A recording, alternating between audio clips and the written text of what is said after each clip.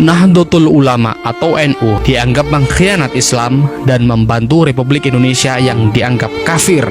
Mereka menghukum warga yang tidak sepakat dengan Darul Islam.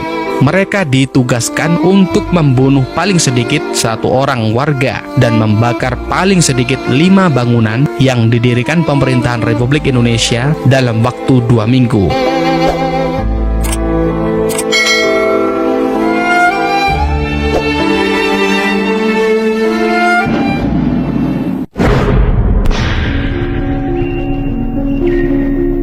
Sepulang dari Bandung menuju Jakarta, Kiai Idham Khalid, Ketua 1 PBNU, menginap di Puncak. Tiba-tiba, gerombolan DITII menembakinya dari arah perbukitan.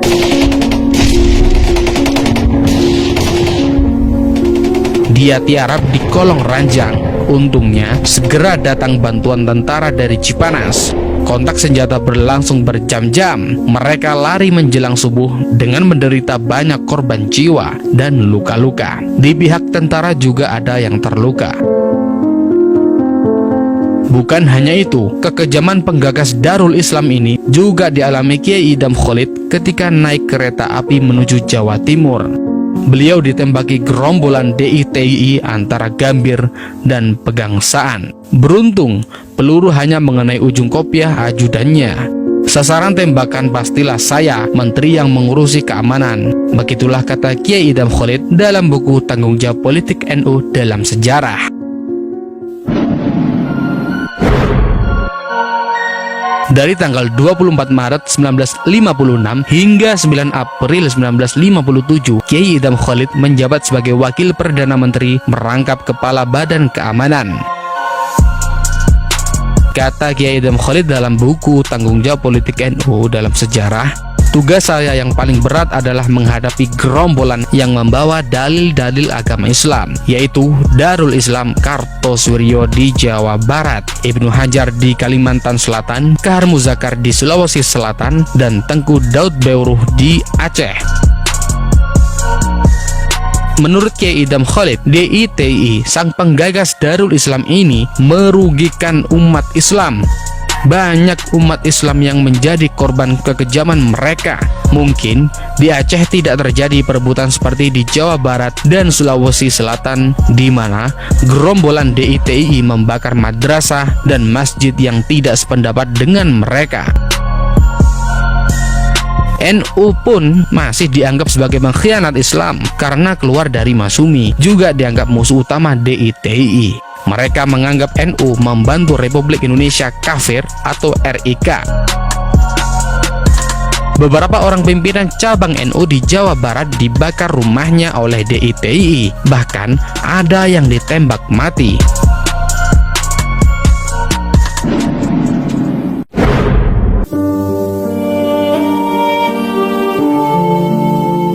Sejarawan Cornelis van Dyk mengungkapkan bahwa pada bulan Juli 1953, DITII melancarkan aksi serentak. Komandan DITII di Ciamis Selatan, Ucet Effendi, memerintahkan pasukannya meningkatkan aksi untuk mengacaukan musuh. Mereka melakukan tindakan apapun untuk membuat kekacauan. Kata sejarawan van Dyk dalam buku Darul Islam, sebuah pemberontakan, Angkatan Kepolisian Negara Islam milik DITII ditugaskan untuk menghukum warga yang tidak sepakat dengan Darul Islam. Mereka ditugaskan untuk membunuh paling sedikit 1 warga dan membakar paling sedikit 5 bangunan yang didirikan oleh pemerintahan Republik Indonesia dalam waktu 2 minggu. Ancamannya, bila ada anggota yang gagal melakukan aksi ini, akan dituntut secara hukum.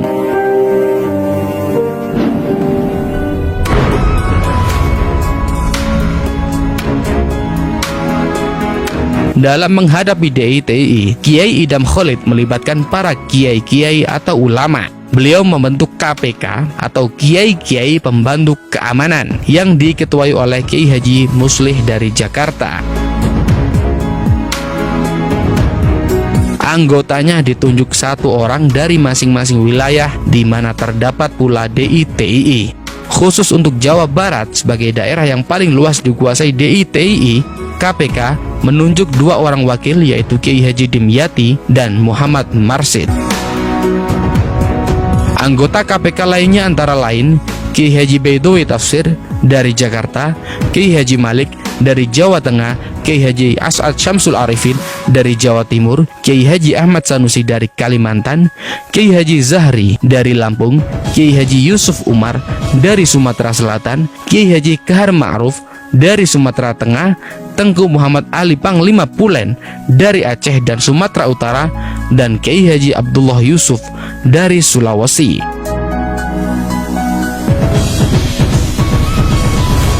Mereka dengan sungguh-sungguh melaksanakan panggilan kewajibannya sebagai seorang Islam dan warga negara untuk berbicara dengan rakyat tentang kesadaran mematuhi ajaran agama dan hidup bernegara. Mereka melakukan kegiatannya melalui pengajian atau kegiatan lainnya.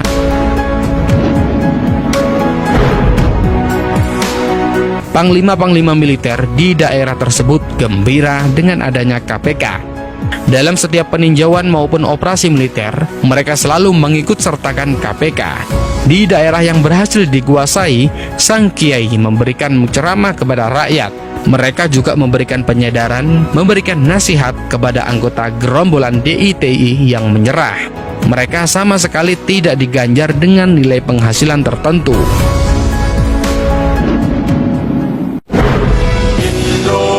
Indonesia negeriku, engkau panji martabatku. Jasa ulama, jasa kiai-kiai pembantu keamanan tidak bisa saya lupakan. Begitulah kata Kiai Idham Khalid dalam buku biografinya.